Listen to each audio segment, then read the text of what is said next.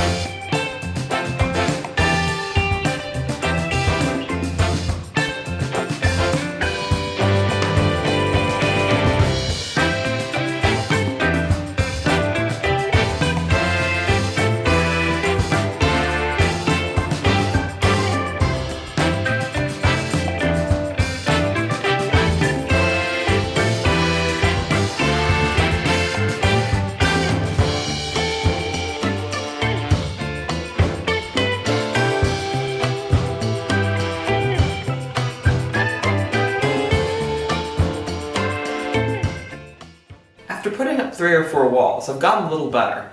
Probably the most important thing I've learned through trial and error is that it works a lot better at a small scale if I use a lot more mortar than I think I need.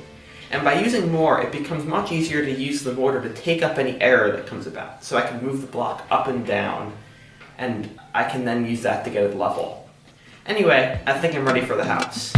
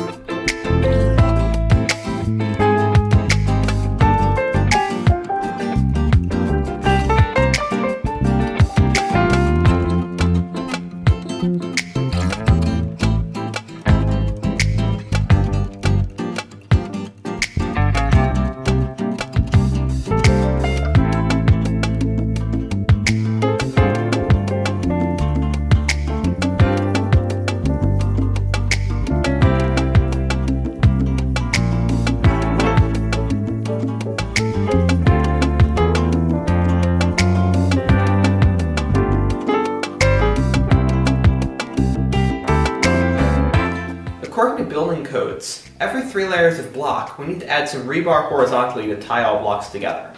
This is referred to as a bond beam and should help hold the wall together. Typically, one would notch the top of each block and drop the rebar down into it. But I thought about it for a while and I couldn't really think of a good way of doing that. So instead, I'm just going to put it in between layers of blocks. It's not really as good and I might regret this later.